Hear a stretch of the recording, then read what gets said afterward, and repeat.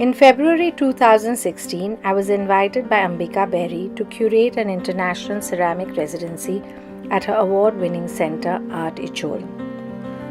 Ambika Berry is the founder and the guiding spirit behind this wonderful haven for artists set in the heart of rural India. I am Madhvi Subramanian, and this is the story of how 7 diverse ceramic artists from 7 countries, most of whom had never been to India or met each other before, came together for a residency in a small town in Madhya Pradesh. The mandate was to create large outdoor works in a short span of 12 days for the sculpture gardens of Art Ichol. Set in the limitless horizons of yellowing mustard fields and raw countryside, Art Ichol became our home for almost 2 weeks. We ate, worked and lived together in the creative ambience of the Marihar Heritage Home with the clay studio and the Ichol Visual Arts Center. The idea of the residency was to be inspired by the new environment we were in and to explore and experiment with the local materials, resources and facilities. To me, Art Ichol was the perfect place that would push our practice further and lead us to examine the dynamics of space and the interplay of art with scale and form.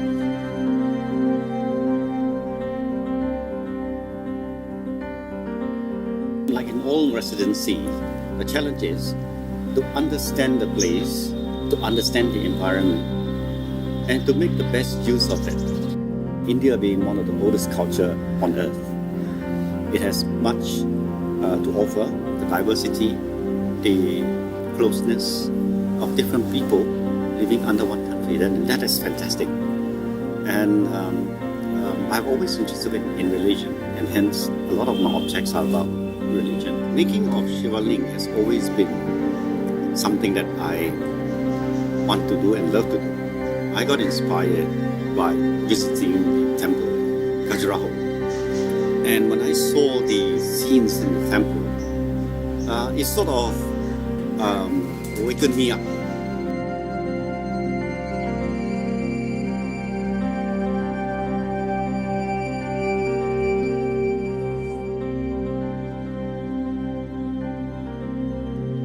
The Shiva Ling actually represents the male energy, and usually the yoni will represent the female energy. However, instead of putting the yoni, I added a nipple on top of the Shiva Ling. Reason because the nipple is the one that gives milk, and milk is the source of life. Not only the birth is important, but the sustenance of life is important.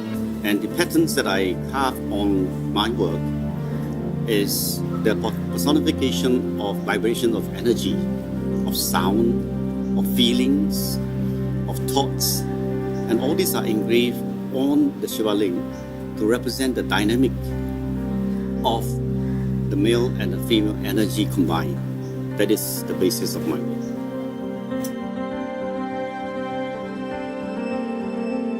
I come to Ichol, and after first visit of the place, I wanted to do 2 artworks. One is based on the fact that I cross this kind of open air studio where people make bricks.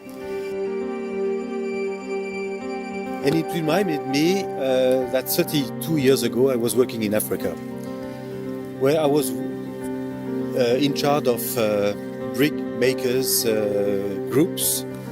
I had to build kilns for 150,000 bricks. And immediately when I see here this, it was connected to Africa and to the fact that I wanted to make homage to the worker of this kind of brick activity. Probably in a few years this activity will no more exist and everybody will lose the memory of it. So I connected my experience in Africa, what I've seen here in India, and wanted to make an homage to these brick makers by making a temple, a brick temple in Ichol,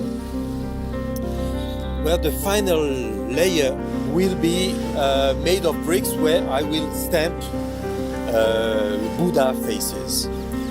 So this will be the first project as an homage to the brick makers.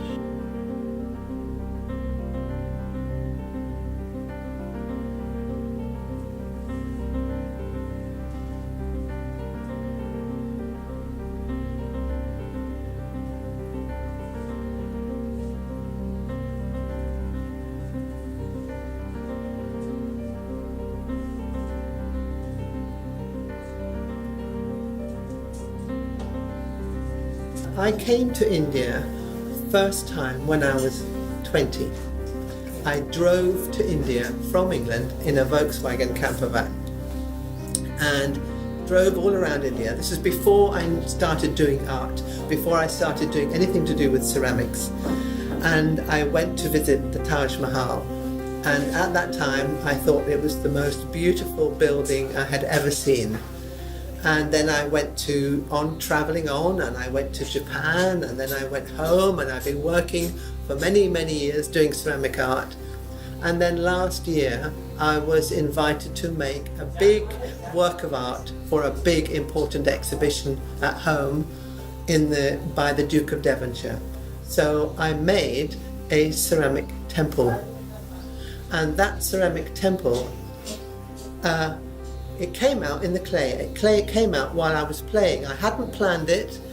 Didn't design it. I just did it as if I was playing.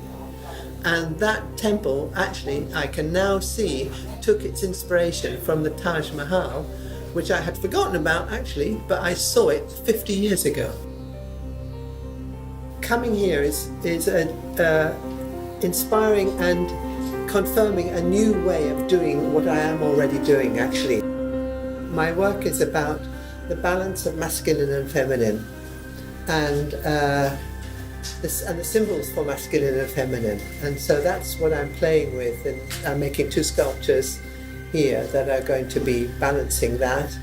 And of course it's very strong here in India, isn't it, in the temples. And so I'm incorporating some of that as well. The clay is very different. Well, the thing is, clay is a natural material, isn't it? We are working with natural materials of the earth, and so they're different. I mean, in a way, the technology hasn't changed for 5,000 years. So it's still the same as it was 5,000 years ago, which is great, actually. But it does show that the clay here is different to the clay that I use at home, and I'm still getting to know it. It's like getting to know another person. What are its strengths? What are its weaknesses? And when I discover them more fully, I can work with them and incorporate them into the work.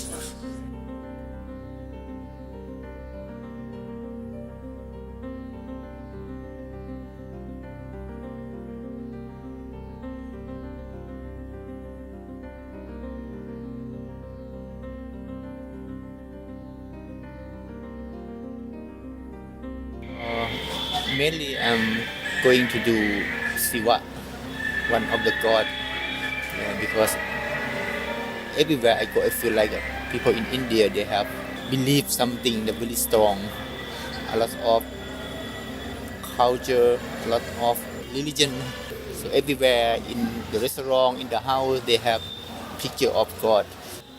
This experience is really deeply, really spiritual, and it's real. I love to see something real like this. I mean, like Indian people, the way of living, the way of eating, the way of their life. There's many kind of people in India, and when I go to the market, it's really exciting. I'm not sure, maybe normal for you, but for me, like, oh, wow. Somebody told me like my heart is a city that about industrial place, so nowhere art insurance appear among the industrial company or something like that. So it's like a flower come up from concrete.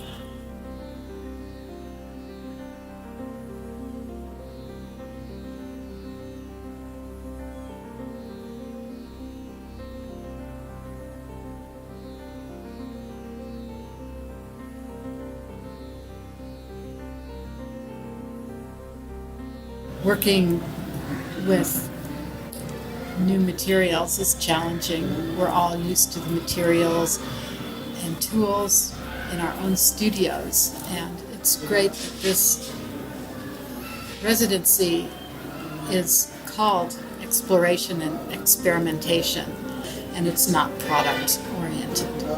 And it was such a good reminder, because that's what we're here for.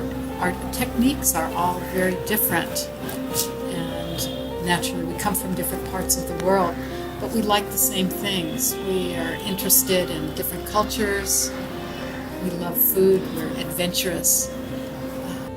This piece, when it's finished, it will be inspired by a simple bucket. I find simple everyday objects to be very beautiful and usually have a lot of history, so I'm making a new object that is more of a memory and a celebration of this kind of object.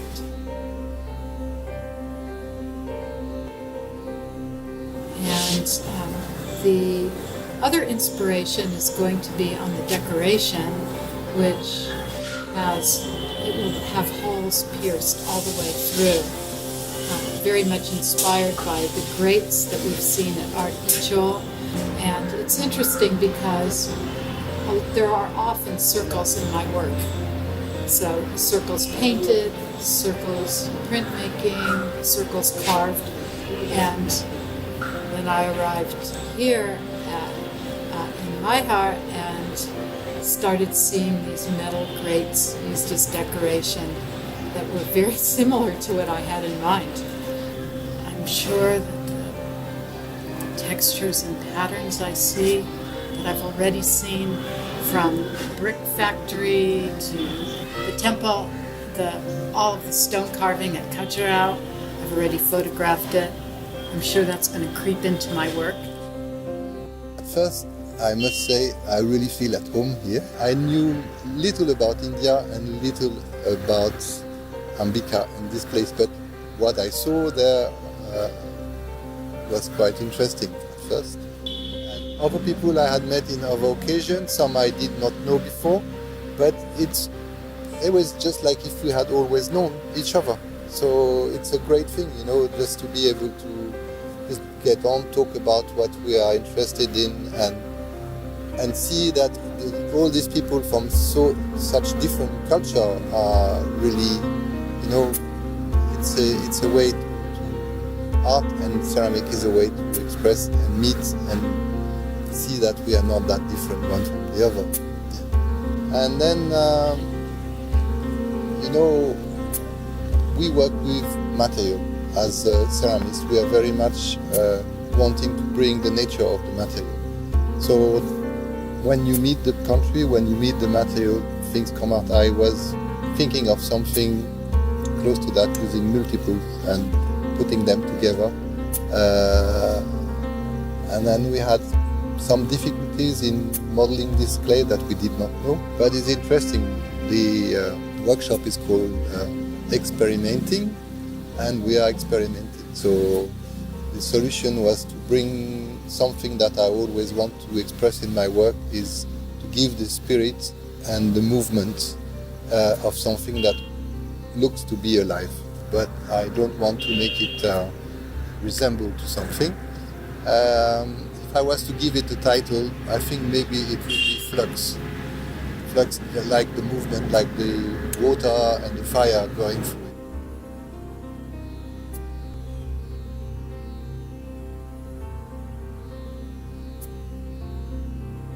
The inspiration for my own work came from the cow dung chips seen around Maihar and Ichol villages. I made a mold of the cow dung chip and used the clay chips as my material to build with. I often build in a slow, repetitive rhythm, allowing my subconscious to filter through. The raw, earthy cow dung chips were slowly making way for industrial chimneys and concrete pillars that I saw in the changing village landscape.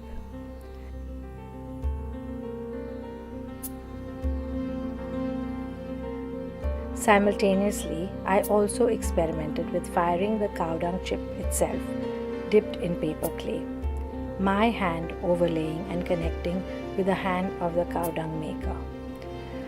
Before arriving in India, we had decided that we would need to build a large fiber kiln on site during this short residency if we were to see the large works to fruition. Thibault laid out the plans for a single chamber updraft kiln and sent drawings to the team at Art Ichol in India. Across continents, the kiln plans were discussed and the team built the mesh frames for 2 kilns. When we met at Art Ichol, most of the artists were intrigued and interested in working with this experimental kiln. This called for a last-minute change in the entire design. Thibault, the main architect of this kiln, had to improvise the design using the existing materials as there was no time to build new kiln frames with fiber and porcelain buttons. The 2 kiln frames with attached fiber were opened up and extended to build one gigantic kiln to house 4 works of 6 feet each, plus a few smaller works. After 5 days of working in the studio, we were able to load and mount the finished forms. We began firing gently with the kiln open, preheating and drying out the large works. The tall works essentially acted as chimneys in this updraft kiln as the fire and heat channeled itself upward through the hollow works.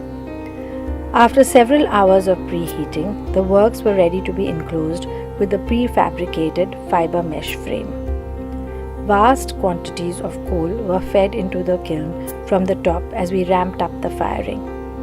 All of this required a high level of cooperation, coordination and resilience, and we had a wonderful team to work with.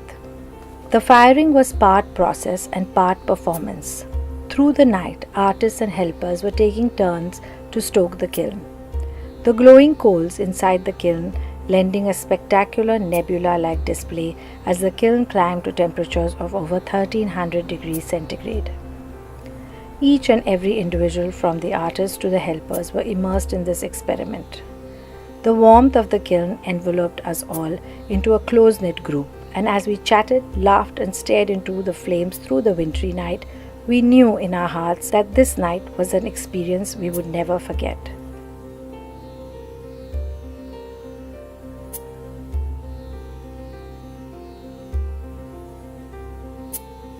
Meanwhile, we had interesting results from the several firings at the Maihar gas and wood kilns, though not without its fair share of challenges.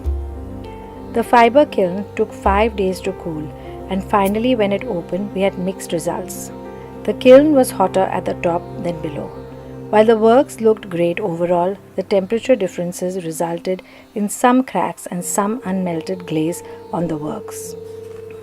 Regardless, we felt the firing was a huge success as we gained in so many ways. The process was not so much about technical knowledge as it is about intuition and feelings. It was the experiments with the material and risks that we took that made our experience so fulfilling. Thanks to Art Ichol that provided a great platform facilitating an exploration and experimentation of this nature. The generosity and warmth of the environment brought out the best in all of us. Each artist had come with his or her own individual style and expertise to an unfamiliar environment. Their open-mindedness to work under such time pressure, collaborating with artists that they had never met before, and working in a country that they had never visited was commendable. Today, you could walk into Art Ichol and admire the scale of the works that were produced in something as fragile and unpredictable as the medium of ceramics.